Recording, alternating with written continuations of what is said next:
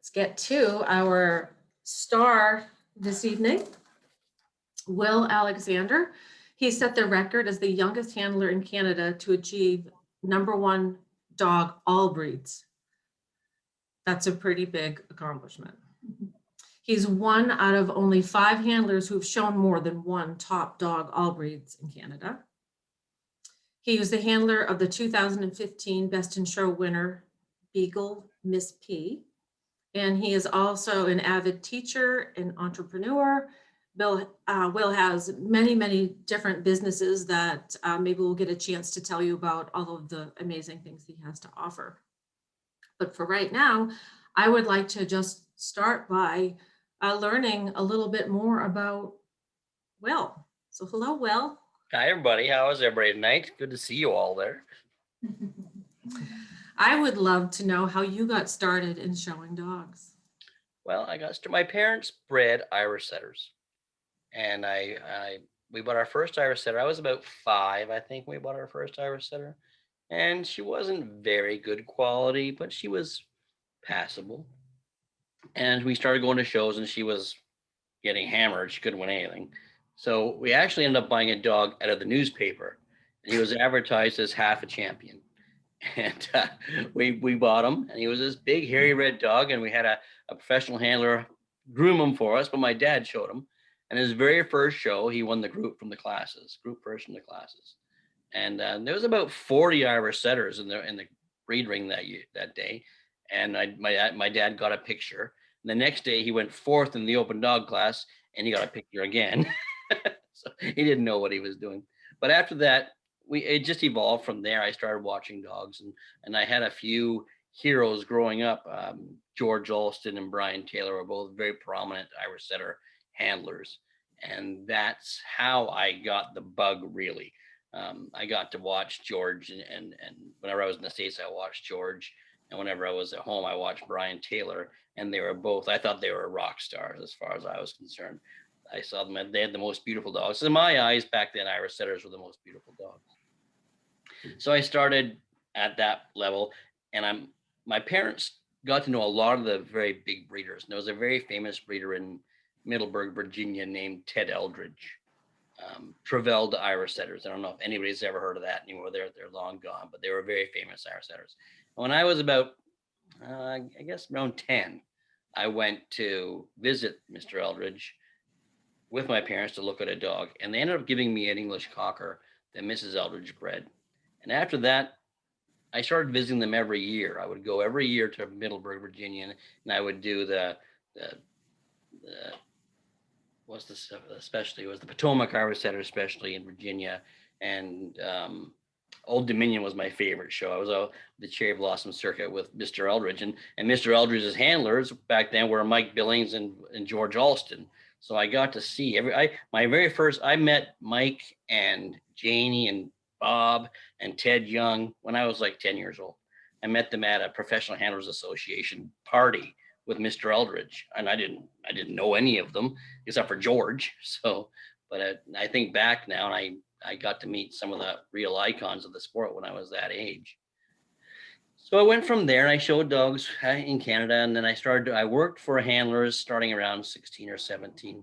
I worked for a handler named Gary McDonald. I worked for Brian Taylor, and I worked for Bobby Stebbins down there. And I hung out with, I bothered George all the time. I called him all the time, and I'm sure he was very nice about it. But I'm sure in his inside voice he was saying, "What is this crazy Canadian kid doing?" But he would answer any question I had, and he still does. I talked to him last week. He still answers questions I have, and he's the one that actually taught me to teach people how to show dogs. I would go to his seminars, and he would teach me how to be a teacher.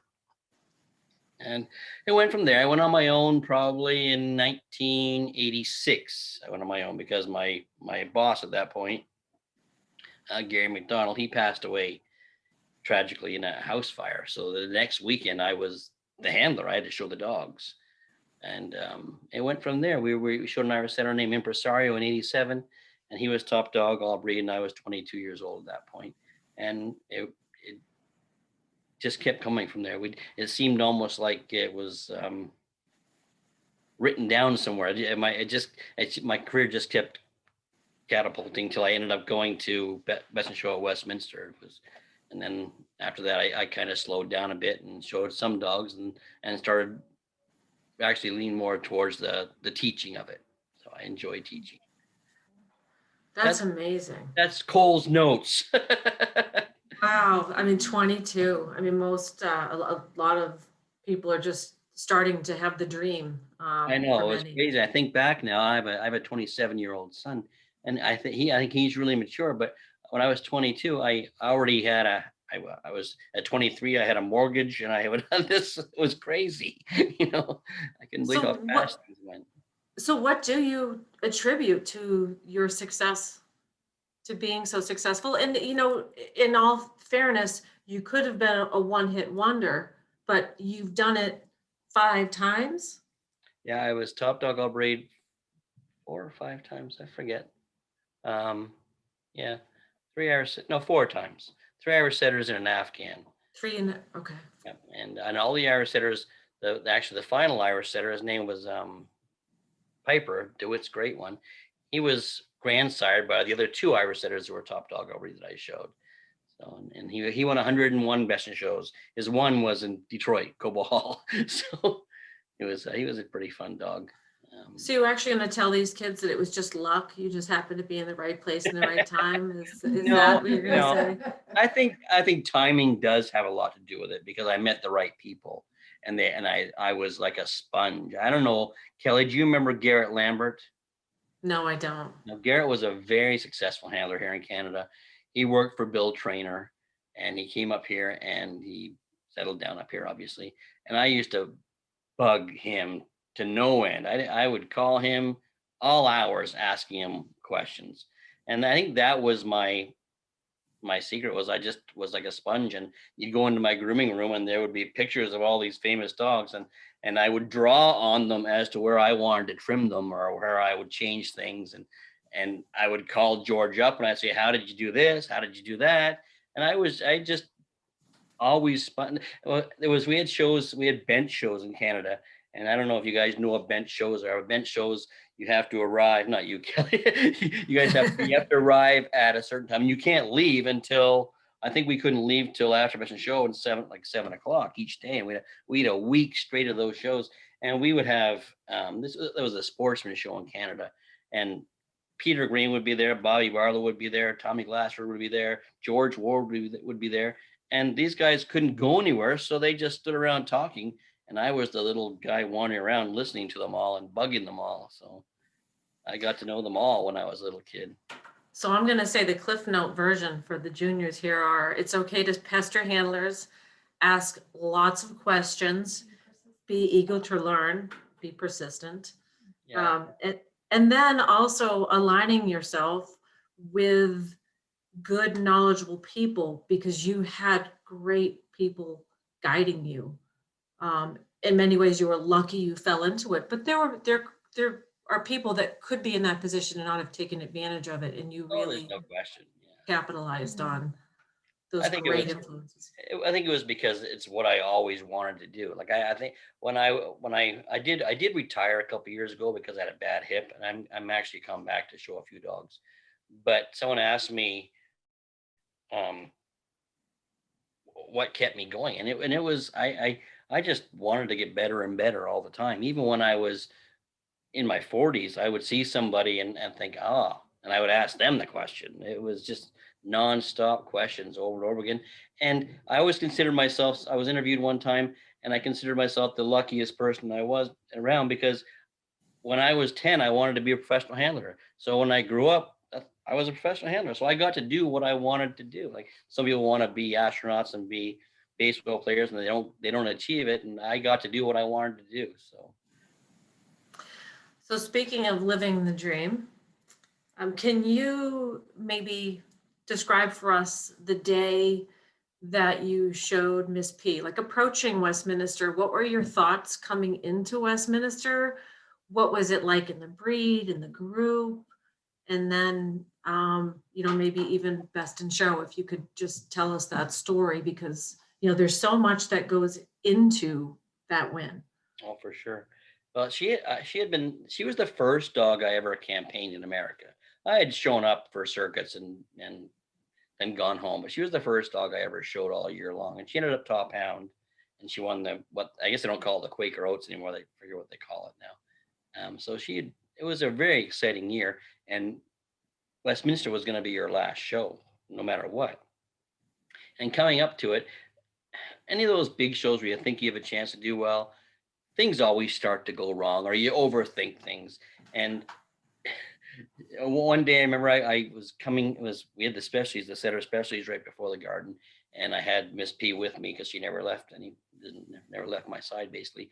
But she was lame for 2 days, 3 days before the garden. I couldn't get her sound. She was so reckless, and she would play with the big dogs that she always hurt her shoulder. And I was freaking out. So by the time the garden came, I had my girls that were working for it.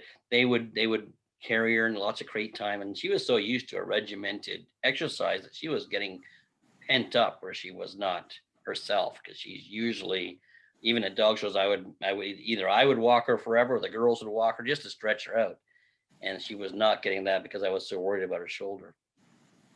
But the shoulder was fine, and she the day before the garden she seemed fine. But I was still panicking. Everybody at the Irish Setter Specialties were all trying to talk me off a ledge, so to speak.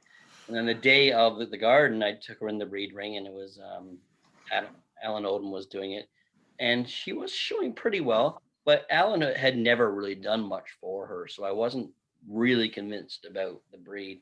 And actually, Alan put a dog ahead of her, and was about to take them around and say best of variety, and he changed his mind and said, I want to see these two go around together by themselves again. And then she ended up being victorious, but she was this close to losing the braid that year. Like I would thought we were losing when he said, put this bitch up front, let's have the class round. I thought, well, that's it. Pack your stuff, guys, let's go home. So, and then we had Betty Ann was doing the group, and she had always been a big fan, but I hadn't shown to her a lot, so I wasn't sure, because the Bloodhound was very popular that year as well, and she had done well for that dog, and he'd gone back and forth. When we won that group, Adam Bernardin, who was my assistant for 8 years, he was so excited, and we just talked. I used to always say to him, no mistakes, no mistakes. Make sure if you're going to make a mistake, make it in your head. So I always made my assistants or my students replay or play out the class in their head before they go in the class themselves. And I always said, if you're going to make a mistake, make it in your head. So when you walk in the ring, you've already made the mistake, you're not going to make it. So all day long, Adam was saying, no mistakes, no mistakes, no mistakes. And we were in the holding area for Best in Show. And I missed a story. After the group win, I was walking into where they interview after the group, and Sue Forsyth yelled at me, and she said I had to call Mom. And so I called Janie, and she yelled at me and told me I went too fast down the back. And then George, the same thing. George called me and told me that I wasn't thinking on my feet and I was going too fast. So they were probably right. When I watched the video, I think, oh yeah, maybe I did hurry myself a little much.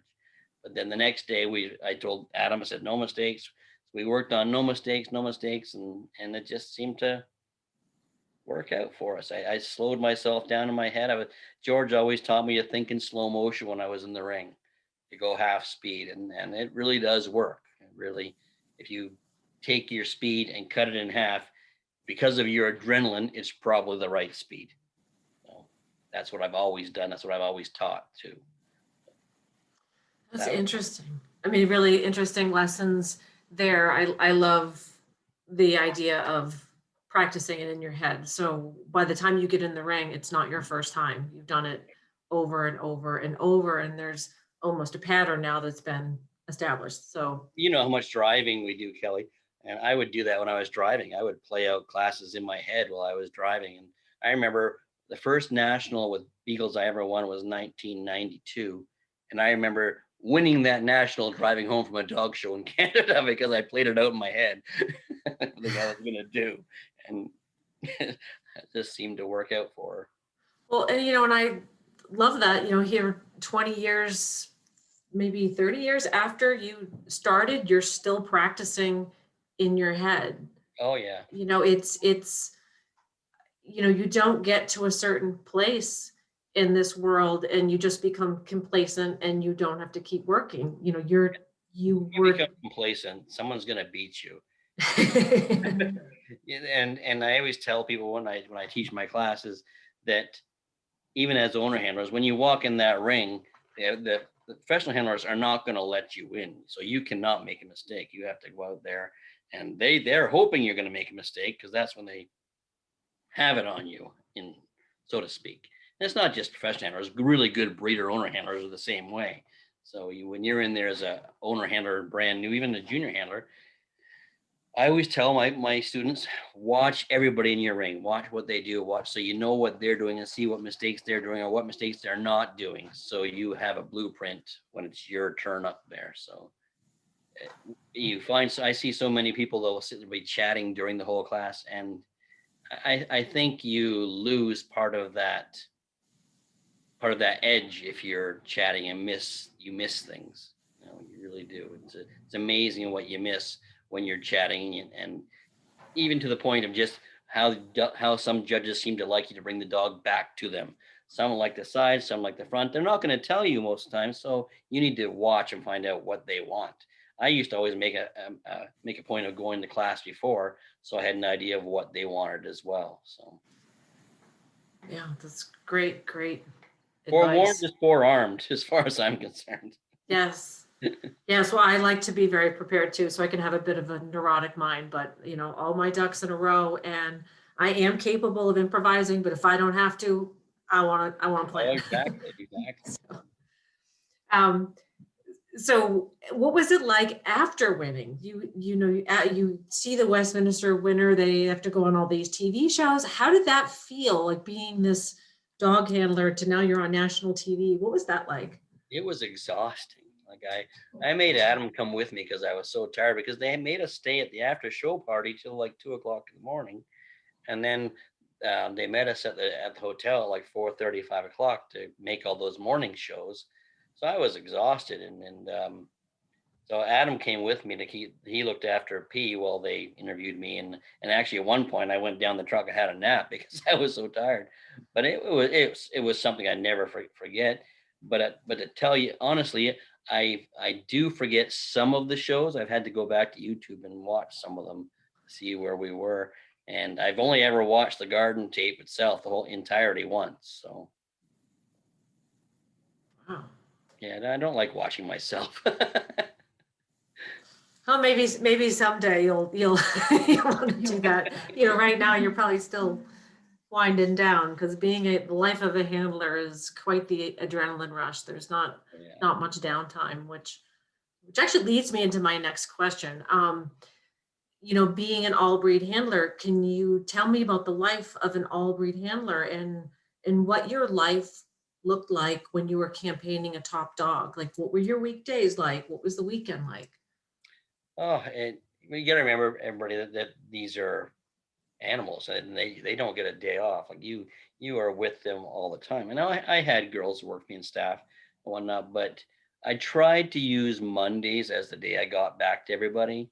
Other than that, we were working with the dogs every day. And when you're campaigning a dog, you probably know too, Kelly, you start to think too far ahead, and you overthink things, and you worry about, you feel like you have to keep winning and keep winning and keep winning.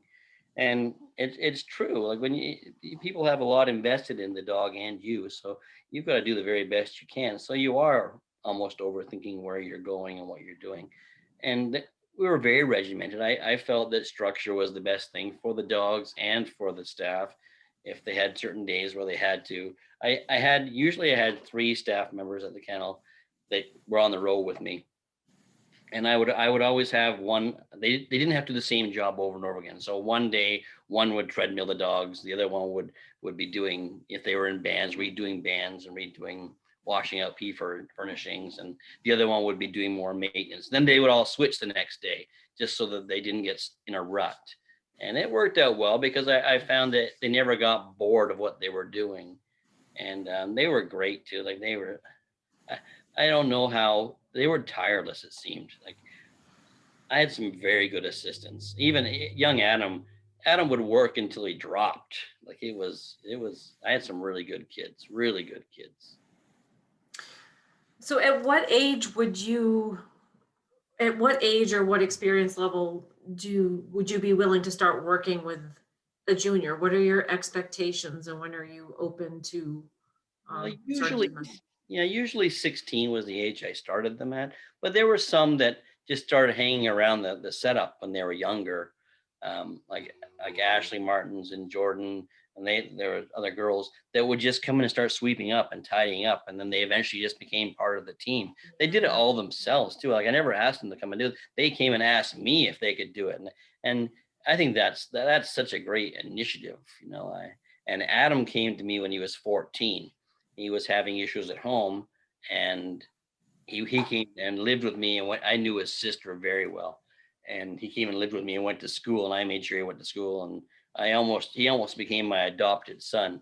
And he was nonstop working. Now he made mistakes, like he would overwork sometimes and overthink things, and he'd make mistakes. And I remember coming home one time and getting a call that I was at a restaurant because I'd stopped to have dinner, and I got a call saying that my beagle and my smooth fox terrier were loose somewhere, and I lived in the woods at that point. And I got home, and there was the snow was I had like at least 3 feet of snow, and I could tell that there were tracks all the way around the house. These two dogs had circled the house, and Adam hadn't noticed because he was eating pizza and playing video games or something. I just went outside and I banged two dishes together. And when a beagle's loose and they hear dishes being banged together, they tend to head towards the dishes, and the smooth just followed. And it was the beagle bitch I just won the Brie of the Garden with that year. So that was probably March of 95 or so, around there. No, maybe it was after that, because Adam came in 98. So it was definitely after that. So it was probably 2002, that bitch, Jody bitch. Yeah. So yeah, she'd won the Brie of the Garden, and I get a message that she's loose on the property somewhere. Yeah, that's pretty scary. Yeah, it Pretty is. Your scary. stomach kind of drops. Now, if a junior came to work for you, when someone first starts working for you, what are their job roles? Oh, we start off slow. They start off with Xing the dogs and cleaning up, and putting away cleaning up the setup and putting away the tools and putting things like that, and running rings, letting me know what's happening in the rings. When they become full time, that's when they start to progress. Um, I start teaching them how to groom dogs when I start seeing that they have the initiative, that they want to do it. They usually tell me. It was funny. I keep bugging on Adam, but it was like Adam was stuck to my shoulder when I was trimming dogs, almost to the point I had to tell him to back off. But he was, so I had my washer and dryer were in my grooming room. So everybody sat on the washer and dryer while I trimmed, and I would yell and tell them what I was doing, and blah, blah, blah. Um, Showing dogs in Canada, we have a bit of an edge because we're allowed to practice in rings in Canada.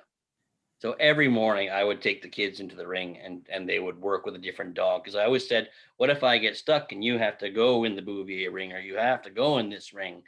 You need to know how to show them. I don't want you just walking in there and hoping for the best. I always try to teach things. When you do something, do it on purpose. Like when I watch people bait dogs and they come in and they hope it works, I said, I don't want you to hope it works. I want you to make it work. So do it on purpose. And that's how I would do this every morning with them. And sometimes after the show too, if they were still wanting to do it, but usually mornings, because we would get there at 5:36. And then once things were settled, if we had time before the morning rush, we'd go and do 10 minutes in the ring. I think it really helped, with the dogs as well. Like we had some dogs that weren't being shown yet that I would play dog show with 6 months before they were being shown. And it really helped. And do you think this make it happen? Do you think that that's a mindset that, what, just a level of like all your energy and conviction is in that's Well, what makes the difference? I want things to be, like I said, I want things, if you're gonna do something, do it on purpose. I don't want you just to fumble into it. I want you to, if you're not sure about it, ask me about it. But I want, when you walk into that ring, I want you to pick your spot where you're setting your dog up. I want you to pick that piece of property on purpose. Not necessarily because you're trapped in the corner, but This is your piece for the next 30 seconds while the judge walks by your dog, even when the initial stop. And George always taught me that as soon as you walked in that ring, you had to have eyes in the back of your head. You had to see everything that was happening. And he wanted you to do things on purpose. If he saw me waltz into the ring like I had no care in the world, he would ream me out. Trust me. So you had to walk in there like you were supposed to be the one that was going to win that class. And what if you don't feel that way? How do you, like if you're a shy kid or lacking in confidence, how do you? Well, we all get, like, I think I started off as a shy kid. I think you just gain confidence by, I think dog shows are a great environment for that type of thing because we accept anyone, and shy kids can ask questions of anybody. You remember dog shows are the only sport where for the price of an entry fee, you can compete with a professional. It's the only place in the world you can. You can't do it in golf. You can't do it in hockey. You can't do it in tennis. You're right there with a professional. So you use them to your advantage, ask them questions. And I always when you chose a mentor, I had a book that I wrote, and I called that section Standing on the Shoulders of Giants. So when you pick that person, make sure they have big shoulders and pick the right mentor. A lot of people will want to be your mentor, but you choose your mentor. You choose who's right for you. And choose one that has big shoulders, because they've got 30 years experience and the person they learn from has 30 years experience, and so on and so on. So you choose the right mentor, you've got 100 years experience right in that person. It's important to think these things through. Well, and I like that suggestion as well, because someone that resonates with you, that you feel like you can relate to, because there are a lot of great handlers out there, but you need to have one that you feel comfortable with. Exactly. And you get along with. You don't necessarily, like, I think you want to be friends, but I've had some assistants that we weren't that close, but they were great assistants. That they were such good students, but after they left, we never really socialized. Like, I have some that never leave me, but so those big shoulders, that's why. So when you were a kid and you were pestering these handlers, what were some of the questions you were asking them? a lot of it was presentation in certain breeds. When I worked for Bobby Stebbins, he was great at this. We'd do our schedule up, and whenever he saw a break in the schedule, he would look to see what were happening, what breeds were being shown during our break, and he would make me go watch Gene Blake show an Afghan, or George show the Irish setter, or like he made me go he would pick out these handlers and he made me go watch them. And I'm telling you, you learn so much by choosing these people and watching them and see what they do. And like Janie, if you watch, I didn't get to see Janie show a lot because I was pretty young, but it's like every move was choreographed. She knew exactly what she was doing every time, and it's exciting to watch when you see a handler do that. It's not, and it wasn't choreographed. It came naturally to her, but it just seemed that way. Everything was so smooth, and there was no panic in her. And I'm sure, no matter who we are, we do panic at some point. And there's an adrenaline story about, when your adrenaline spikes and you become this superhuman strength person, and then you start doing things too fast. And George, again, I'm going to talk about George. George does all this stuff in my head. He banged it all in my head when I was a kid. He told me that when your adrenaline spikes, it takes 3 seconds for it to come out your breath, and your dog smells it. And he says that dogs don't sense when you're nervous, and they smell it. And he would always try to tell me to mask my breath with a candy. And even to this day, before I go in the ring, we have these cough candies in Canada called Fisherman's Friends. I'm not sure if you have them down there, but they're disgusting. And I always have them in my pocket. People make fun of me because I always have them in my pocket, and I always take one before I show a dog. I do. It's just become a habit for me, and I hear George yelling at me if I don't do it. So, well, it's good to hear again that even someone such as yourself can still get nervous and have an adrenaline. I think when you don't get nervous, you don't have that edge. So, yeah, I agree. It's about being able to channel all of that. Right. I do want to encourage juniors, please put some questions in the chat box. Will is an all breed handler. He knows everything about so many different types of breeds. So if you have some questions, please put them up in the chat box and I will ask him. And if you want to, wait to the end to ask him yourself, that's fine too. But it's a great opportunity for you to be asking your own questions. Will, if you were judging junior showmanship, what would you be looking for in the ring? Well, I do judge it up here. Down there, you have to be licensed, but up here, we're allowed to. The show just asks the judge ahead of time, and it's usually a handler. And I like to see someone working hard with the dog, but I also like to see the. I don't want to notice the handler as much. I want to see a good job, but I want to see the handler almost disappear behind their dog without making a mistake. I was taught that from Garrett. I was taught because when I was younger, I was a bit of a ham, and I would try to you get in there and your ego takes over, and you think you have to do things. But Garrett would tell me no. He'd say, "Ham it up, William, ham it up," and I knew I knew exactly what he was saying to me to tell me to stop doing what I was doing. So, and I just find that if you think about almost disappearing behind the dog, your moves become smoother. Everything becomes smoother. You're not worrying about the crowd as much. You're just worrying about the animal you're trying to present. And like I said, anybody can show a dog. It takes a great talent to present a dog, and you have to learn how to present a dog. And that's melding with the dog and becoming one with the dog, moving in timing with the dog.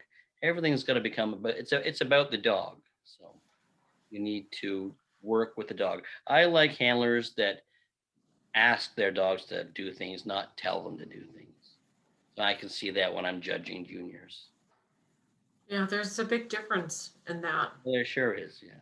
And there is a time to tell them, but yes, it's amazing the handlers that their first step is always to ask and to request, and there's a difference in how those dogs present themselves. Now there's some dogs that I've had some dogs that I've shown that it's been strictly business between them and I, and we've had to work that way. But then I have other dogs that have become my best friends that sometimes took advantage of me out there because we were best friends. So it's a fine line sometimes.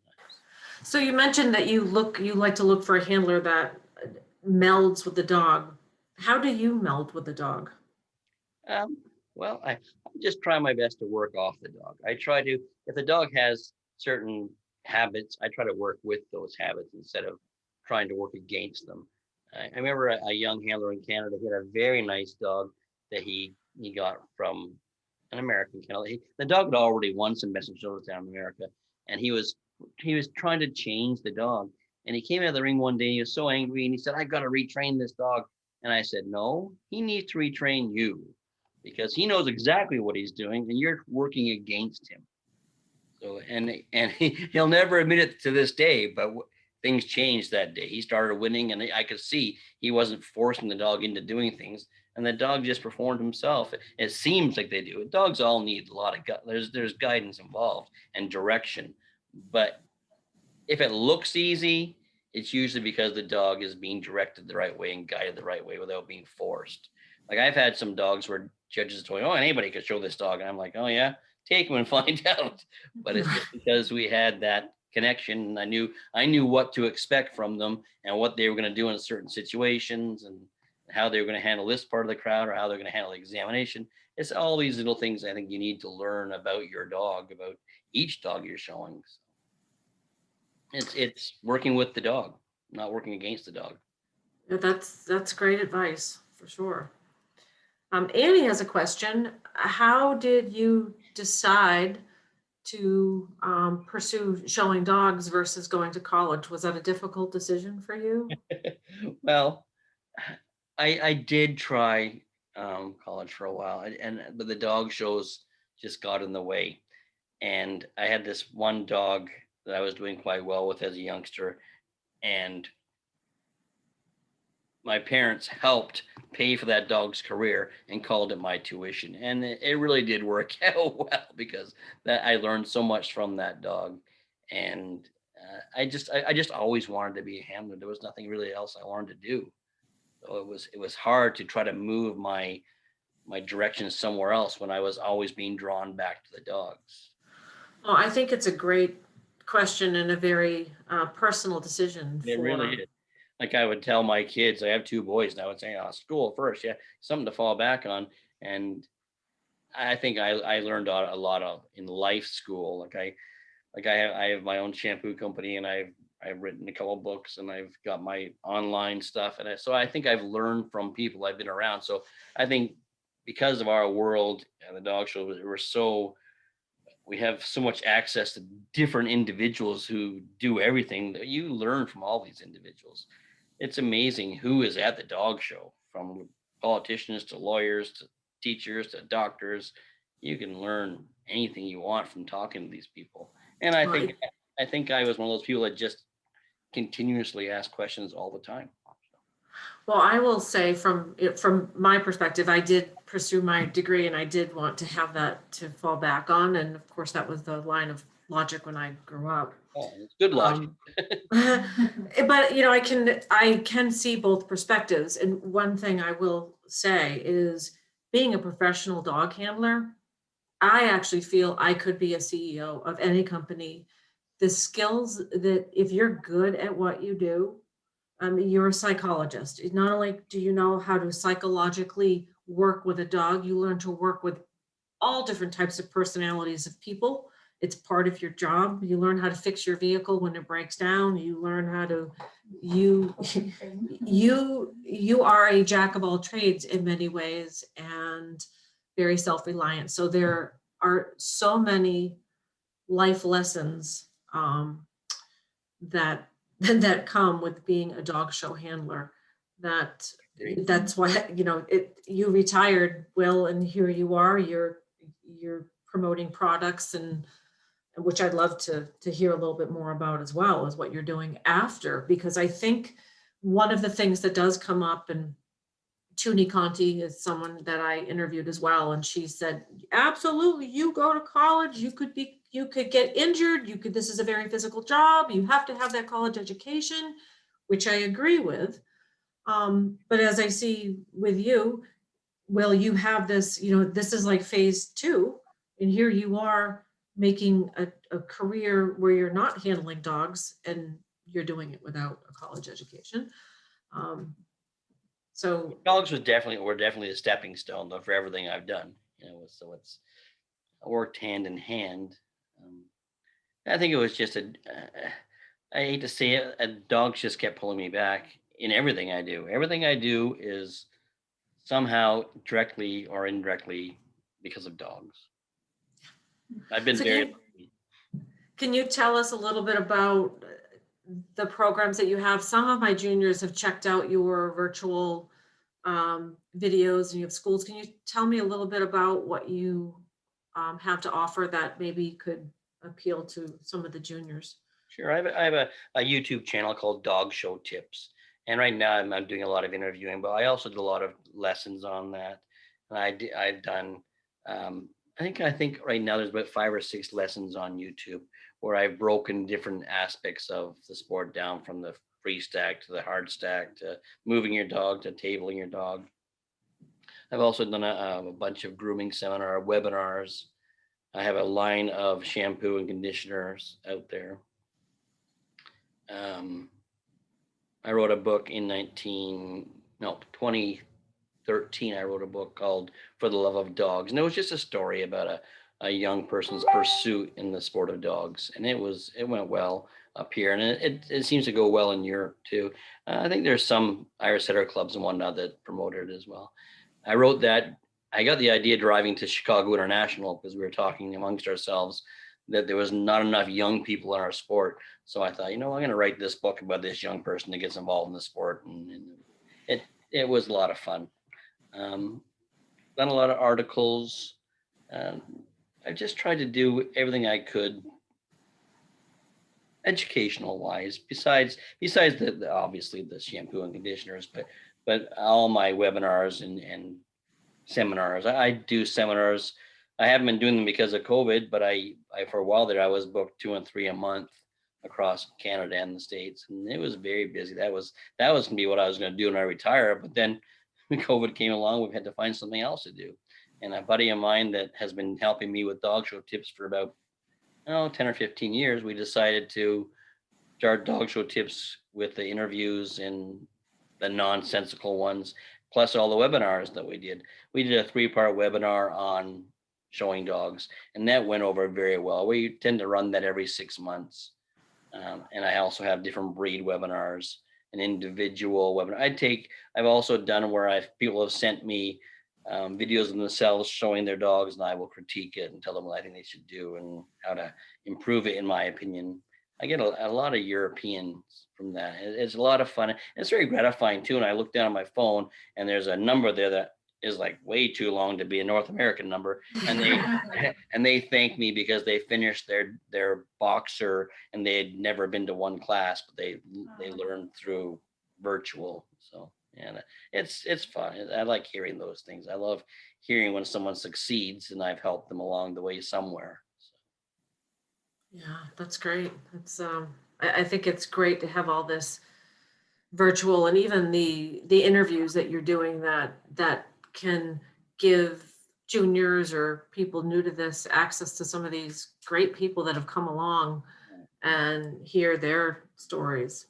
I was so worried about losing some of those stories, and we did lose some of those stories. So actually, it was Eileen Hackett and Kate that told me I should do this years ago. They want me to write a book, but I think this worked out better. I think because I think you need to hear them. You need to hear these people's voices when they speak. Like I have known so many of them for so long, and I'm dumbfounded how what they tell me and what I've learned. Like I've learned so much interviewing them. It's been fabulous. That's a lot of fun. What would you recommend to people that are new to learning how to show dogs? Well, what would I recommend? Right, to a new person. How to begin? Well, I tell everybody that go to a dog show is the first step for me before all this online stuff came on. I would tell them to go to a dog show and just sit and watch and see if it was actually for you, because it's a microcosm of the real world in that dog show. And some people are overwhelmed by it, and some people are sucked right in right away when they see it. They just love the atmosphere. And again, I think when you're there, you decide if you have a breed you're interested in, you start watching that breed, and you'll start seeing who dominates that breed, and that's the person you want to go talk to, because you don't want to start. I don't want to say this. I don't want to come out the wrong way. You don't want to start at the bottom or in the middle. You want to learn from the best people you can possibly learn from, even when you're brand new. Now, obviously, baby steps, because you are green walking in there. But again, that's how I wrote. I wrote this small handling guide called "Handle Your Way to a Paper Bag," and it was the first one was learning your breed, but the second one was standing on the shoulders of giants, and that was choosing your mentor. And I think that's the most important part. I really do. Yeah, I think that's a really great message. Is there anything else you would like to add? Any questions that I haven't asked? Because I will open this up to the juniors in just a minute. Any thoughts, Will? Oh, myself. I'm sorry. Well, I think that the sport needs you young people to be interested and have initiative to move on, because we're only as strong as our new people. So you new people have to. I think it's great that you want to be involved in the sport of dogs and learn what you can and be a sponge. Be a sponge. And I remember when I first started working for a handler, I'm sure it is unheard of nowadays, but I did it for free. I just wanted to go to the shows and work, and I wanted to learn. And it was that kind of initiative. Adam was the same way. Adam was just like a sponge. And that makes it, as a handler and a teacher, students like that make it seem all worthwhile. I remember my very favorite garden. This is even including the one we won. My very favorite garden was the year Adam won the sporting group with the Irish setter. Jody Paquette went third with her standard schnauzer. Jennifer McClintock went fourth with her Old English sheepdog. And Marlene Ness won Cockers that year over the black dog that Michael was showing, those top dog all breed. and by him I hate to say it, by Marlene winning that variety, it opened the door to Adam winning the sporting group, and all those kids worked for me. So I was like in heaven watching that weekend. So it was so much fun watching all these kids just succeed, you know. That is such a good feeling. I've found as I've interviewed my book, what motivates certain handlers, it can be very different what motivates them. And for me, I love taking a raw dog and a dog that has some challenges and really watching it step into its best self and things that maybe I didn't even think it could overcome, being able to see that dog overcome that. And in many ways, you with these kids, I mean, you saw them when they were yet raw and young and not developed, and you know, wow, what a feeling to see Oh, it's them still fun. standing. I still love following them even to this day. I love watching them, and I do follow them. So That is great. You wanted I was talking with Sue Forsythe because I'm interviewing her to talk about Jane in my book. And she was talking about Jane and how much she would ride her help. She wanted them to be so much better because she wanted someone that compete against her. So she wanted them stronger because she wanted them to be better competitors, because then she'd have to fight harder. oh my God, And I thought that was oh my gosh. just so much, fun. I mean, there are people that just like to win, and then there are people that just really enjoy the competing and what that brings out in you. And Janie, whenever I saw her, she always tried to teach me something. I don't know. It was, if I was doing something wrong, she taught me that I was doing it wrong. If I was doing something right, she never would tell you, but she would pat you on the back a little bit. But those people are far and few between. She was an amazing competitor. I loved watching her show dogs. I remember watching her and George show Irish setters one year, and I was captivated watching the two of them work out there. And George had worked for Janie a bit, so it was interesting watching them work together. So Yeah, that would be amazing to there's a see. story. I was in the ring one time with Adam, and we were at some Irish setter specialty, and I was right. I was either behind him or ahead of him. I can't remember. We were not close enough that we could chat. And he said, I can't show dogs when you're here because I can't do all my moves. I said, because they're my moves.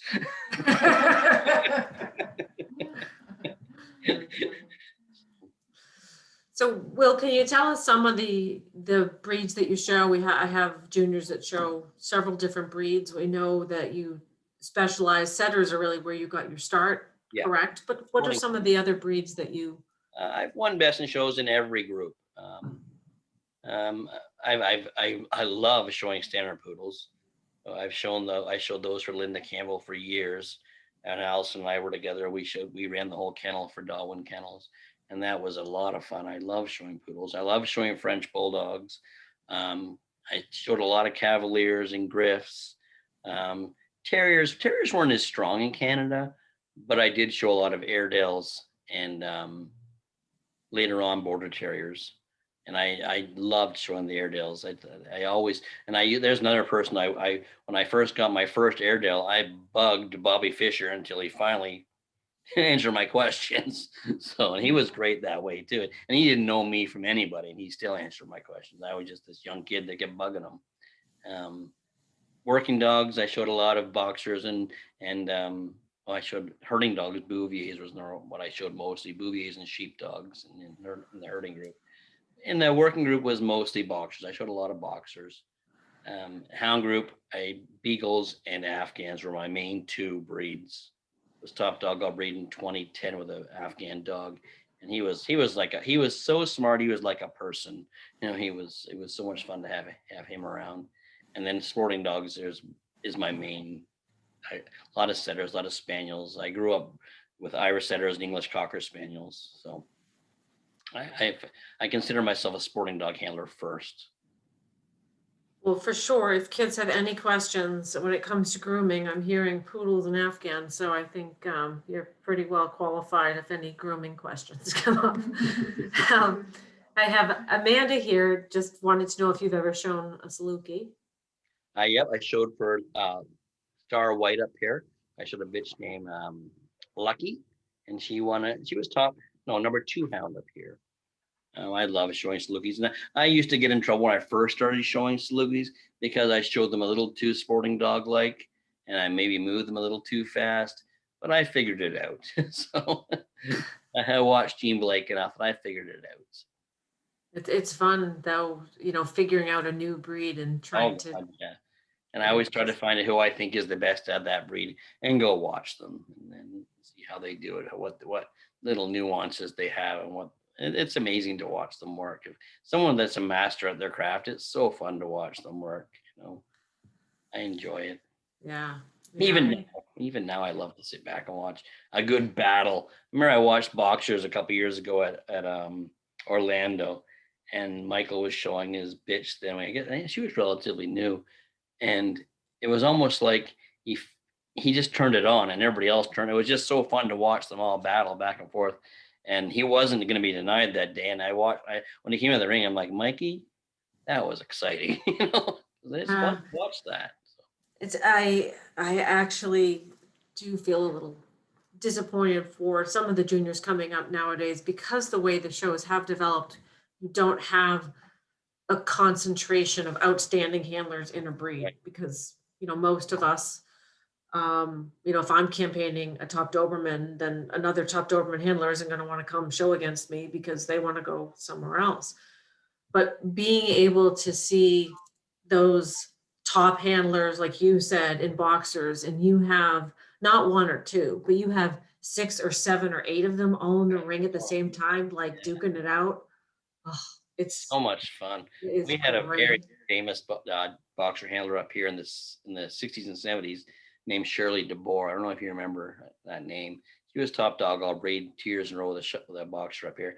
Well, one year, Jeannie was telling me the story. I didn't get to see it, but she said one of her most exciting years in the garden, it came down to her and Shirley, because she said her and Shirley showed so similarly that the battle was back and forth. They would play off each other. She said it was so much fun competing with Shirley. So Shirley passed away since then. So but it was fun to watch.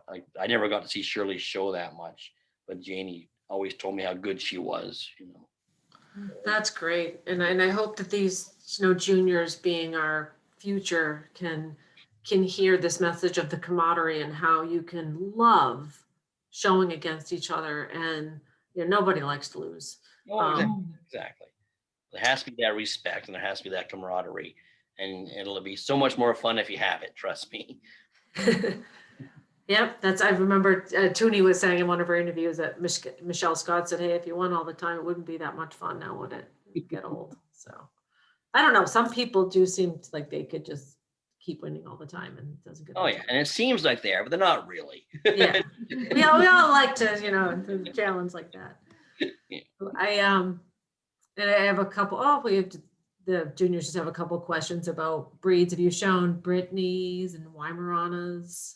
Yeah, I've shown both, not extensively. I had a couple of Brittany clients, Cole Weimaraner clients up here, and I enjoyed showing them. Weimaraners are a breed I think you have to almost let them do their own thing, but they still need your guidance because they need your support.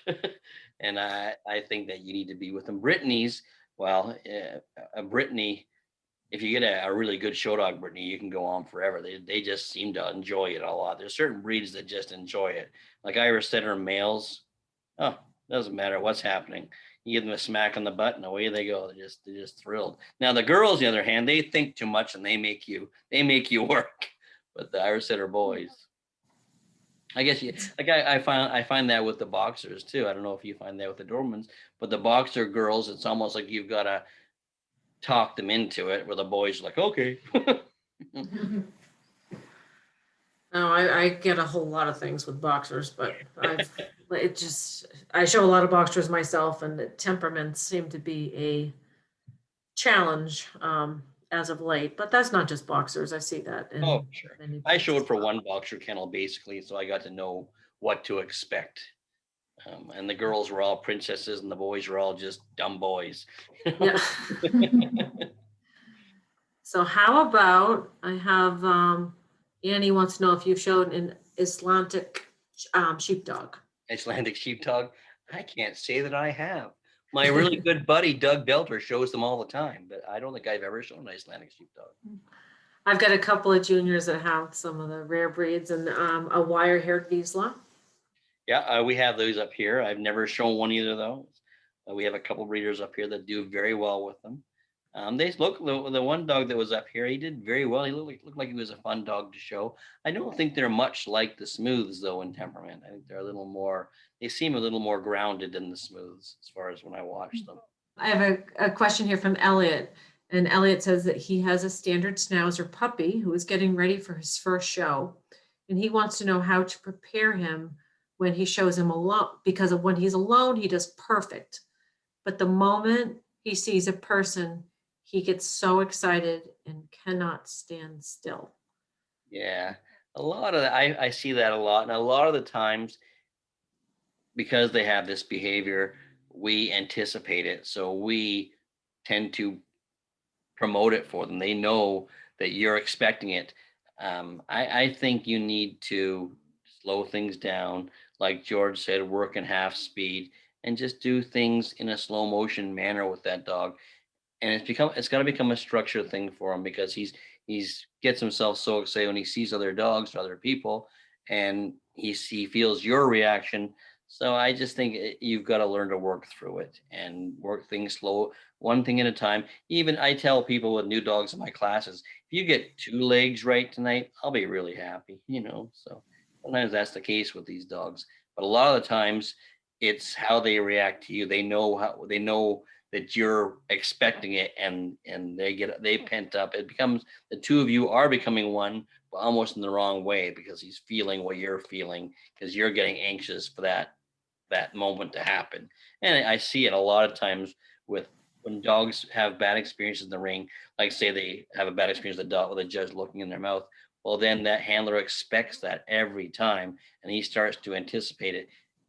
You've almost got to blank that slate every time you walk in the ring, so that you don't overreact and cause that dog to do those things. Sorry, go ahead. And I will say as well, as someone who's won many best in shows, me personally, there's nothing more nerve-wracking than walking in the ring with that 6-month-old puppy that you have spent all this time training, and you just want this perfect performance.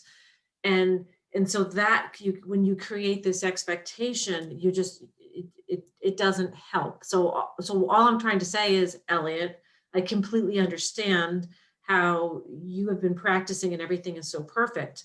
But one of the big things that I always tell myself is let's just get this one behind us. And I try to just let some of that pressure go, have the expectation that he's a puppy and he's probably is going to want to greet that judge, and that's okay. In time, he will settle down. And I think the more that you can just allow for the fact that he's a puppy, he's going to be excited. And if it were me personally, and I was guiding him through that experience, I would want to be very calm. And when it was all over, I would probably want to very calmly let him know that was okay. So even if he moved, he did a bunch of that was okay. It wasn't amazing, but we'll say that was okay. That was a start. You were excited, and that's okay. It's a good first step. So being able to maybe rein back your expectations for what you expect of him, and know that he's a puppy, and he probably will move, and if he does, it's okay. You guys will get there. Right. Exactly. That's where we start. Yeah. So, and do we have any other questions here? Any more questions? I don't. No. So I mean, that's I think we're ready to draw this to a close. It's just a fabulous session. Will, I thank you so much for your time. I enjoyed myself spending the evening with you guys. Was fun. I love this kind of environment. So thank you. And you can look Will up. For those of you that don't know him, it's Will Alexander. And is it willalexander.net? okay, .net, and my channel is Dog Show Tips. Dog show tips. Yeah, so a great thing to do if you're driving to the dog shows, you're at a show and you have some time, check out Will Alexander's Dog Show Tips. A lot of my interviews are on podcast now too, so you can do that while you're driving. Great. Yeah, that's great. What's the name of the podcast? And the name of the podcast is Dog show tips as well. Yeah. Dog Show Okay, Tips. cool. Okay. And then I just want to extend again a thank you to Will, and I want to thank all of the juniors for being here.